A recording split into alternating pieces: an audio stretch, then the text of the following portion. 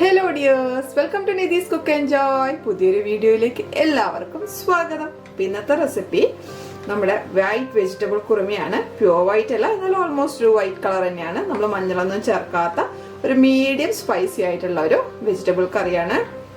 നിങ്ങൾക്ക് കൂടുതൽ എരിവ് വേണമെങ്കിൽ തേങ്ങ അരക്കുന്ന സമയത്ത് ഒരു പച്ചമുളകിന് പകരം 2-3 പച്ചമുളക് ചേർക്കാം. വേണമെങ്കിൽ കുറച്ച് കുരുമുളകും കൂടെ ചേർക്കാം.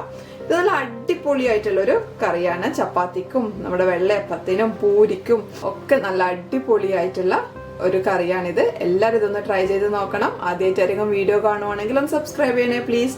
തൊട്ടടുത്തുള്ള ബെൽ ബട്ടണിൽ ഓൾ എനേബിൾ ചെയ്യാൻ മറന്നു പോകരുതേ. അപ്പൊ നമുക്ക് വീഡിയോ കണ്ടിട്ട് വരാം. Welcome to the video. ഇപ്പൊ നമുക്ക് വൈറ്റ് കുറുമ ഉണ്ടാക്കാം. അതിന് നമുക്ക് ഒരു ക്യാരറ്റ് ആണ് ക്യൂബ്സ് ആയിട്ട് ഇതുപോലെ കട്ട് ചെയ്തെടുത്തതാണ്. അധികം വലിയ സൈസ് വേണ്ട, ഇതുപോലെ ചെറിയ സൈസ് മതി. ചെറിയ ചെറിയ ക്യൂബ്സ് ആയിട്ട് നമ്മൾ ഒറ്റ വിസിലേ വേവിക്കുള്ളൂ. ഒരു വലിയ ഉരുളക്കിഴങ്ങാണ്, ചെറുതാണെങ്കിൽ 2 എടുക്കാം. അതും ക്യൂബായിട്ട് തന്നെ കട്ട് ചെയ്തതാണ്. ഇതൊരു 10-12 ബീൻസ് ഉണ്ട്. ഇതിങ്ങനെ ചെരിച്ച് കട്ട് ചെയ്തത് കൊണ്ട് തന്നെ നമുക്ക് കൂടുതൽ ക്വാണ്ടിറ്റി ഫീൽ ചെയ്യും. നിങ്ങൾ എങ്ങനെ വേണമെങ്കിലും കട്ട് ചെയ്യാൻ നിങ്ങളുടെ ഇഷ്ടത്തിന്, പക്ഷെ ഇങ്ങനെ കട്ട് ചെയ്യുമ്പോൾ കൂടുതൽ ക്വാണ്ടിറ്റി നമുക്ക് തോന്നും. ഇതൊരു 12 ബീൻസ് ഉണ്ട്. ഒരു 1/2 കപ്പ് ഫ്രോസൺ ഗ്രീൻ പീസ് ആണ്. നിങ്ങളുടെ അതിൽ ഫ്രോസൺ ഇല്ലെങ്കിൽ പിന്നെ സാധാ ഗ്രീൻ പീസ് ഒന്ന് വേവിച്ചിട്ട് ഇതിന്റെ കൂട്ടത്തിൽ ചേർത്താൽ മതി. ഇത് ഫ്രോസൺ ആയതുകൊണ്ട് ഒറ്റ വിസിൽ വന്നോളൂ. ഇനി നമുക്ക് ഒരു തണ്ട് കറിവേപ്പില ചേർത്ത് കൊടുക്കാം. 1 കപ്പ് വെള്ളം ചേർത്തിട്ടുണ്ട്. 1.5 കപ്പ് പോലെ വെള്ളം ചേർത്തിട്ടുണ്ട്. ഇതിന്റെ ലെവലായിട്ട് നമ്മൾ വെള്ളം ചേർക്കുന്നുണ്ട്. ഇതിലേക്ക് ഒരു 1/4 ടീസ്പൂൺ ഉപ്പ് ചേർത്ത് കൊടുക്കാം. ഇതിലേക്ക് മീഡിയം സൈസ് സവാളയുടെ ഒരു 1/4 ഭാഗം എടുത്തിട്ടുണ്ട്. 1/4 ഭാഗം നമുക്ക് അരപ്പിന് വേണം. ഒന്ന് ഇളക്കി കൊടുക്കാം.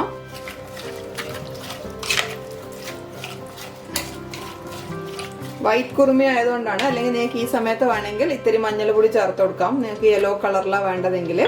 ഇനി നമുക്കിത് അടച്ചു വെച്ചിട്ട് ഹൈ ഫ്ലെയിമിൽ ഒരു വിസിൽ, ഒറ്റ വിസിൽ വെന്താൽ മതി. അധികം ആയിക്കഴിഞ്ഞാൽ കഷ്ണങ്ങൾ ഉടഞ്ഞു പോകും. അപ്പൊ നമുക്ക് അത്ര ഒരു ടേസ്റ്റ് കിട്ടൂല. അരപ്പുണ്ടാക്കാൻ വേണ്ടിയിട്ട് മിക്സിയുടെ ചെറിയ ജാറിലേക്ക് ഒരു 4 ടേബിൾ സ്പൂൺ തേങ്ങ ചേർത്ത് കൊടുക്കാം.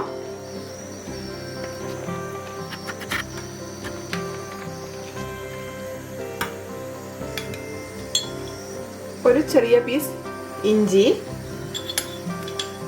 2 അല്ലി വെളുത്തുള്ളി, 1/4 ഭാഗം സവാളയാണ്. നമ്മൾ നേരത്തെ കഷ്ണങ്ങളുടെ കൂടെ അരിഞ്ഞിട്ടതിന്റെ ബാക്കിയാണ്.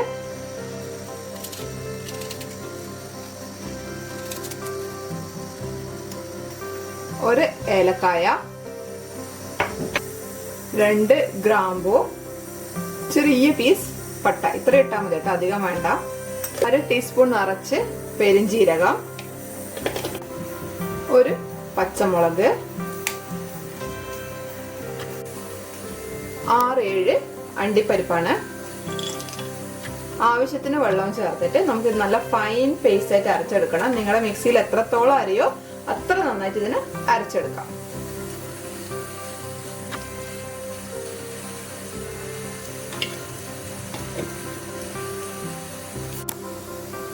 പിന്നെ നല്ല ഫൈൻ പേസ്റ്റ് ആയിട്ട് അരച്ചിട്ടുണ്ട്. അരക്കുമ്പോൾ ഒരു കാര്യം ശ്രദ്ധിക്കണം, അരപ്പൊരിക്കലും ചൂടാവാൻ പാടില്ല. അതുകൊണ്ട് നിർത്തി അരക്കണം. അല്ലെങ്കിൽ അരപ്പ് ചൂടായി കഴിഞ്ഞ് കഴിഞ്ഞാൽ അതിന്റെ ടേസ്റ്റ് വ്യത്യാസം വരും. അപ്പൊ ഇനി നമുക്കിത് കറിയിലേക്ക് ചേർത്ത് കൊടുക്കാം. നമുക്കിത് തുറക്കാം.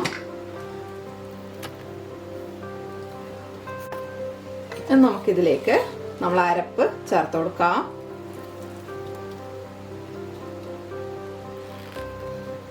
ഒന്ന് ഇളക്കി കൊടുക്കാം.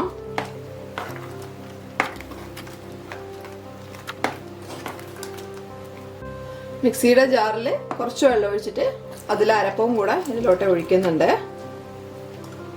നന്നായിട്ട് ഇളക്കി കൊടുക്കാം. ഈ സമയത്ത് നമുക്ക് ഉപ്പൊക്കെ നോക്കിയിട്ട് വേണമെങ്കിൽ ചേർത്ത് കൊടുക്കാം.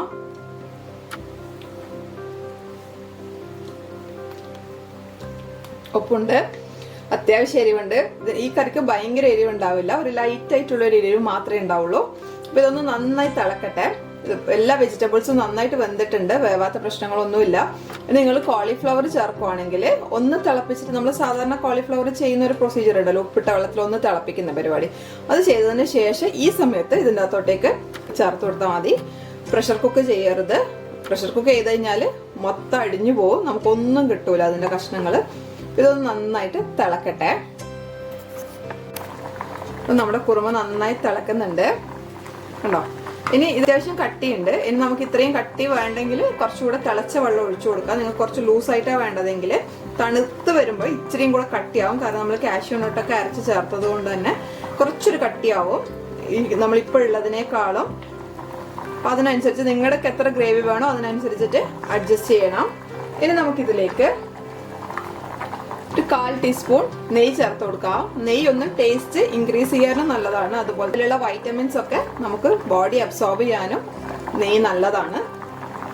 ഇനി ഇതിലേക്ക് നമുക്ക് മല്ലിയില ചേർത്ത് കൊടുക്കാം. മല്ലിയില ഇഷ്ടമല്ലെങ്കിൽ ചേർക്കണ്ട, ഇഷ്ടമാണെങ്കിൽ മാത്രം ചേർത്താൽ മതി.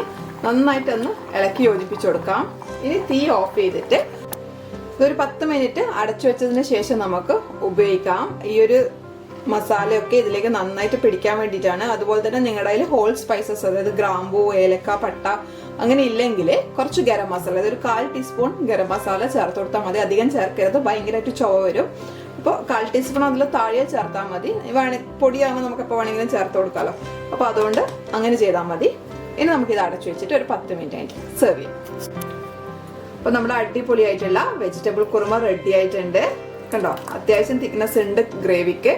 അപ്പൊ എല്ലാവരും ഇതൊന്ന് ട്രൈ ചെയ്ത് നോക്കണം, ഫീഡ്ബാക്ക് അറിയിക്കണം. അടുത്ത വീഡിയോ ആയിട്ട് നമുക്ക് വീണ്ടും കാണാം. അതുവരേക്കും എല്ലാവർക്കും നന്ദി, നമസ്കാരം. Thank you for watching. By.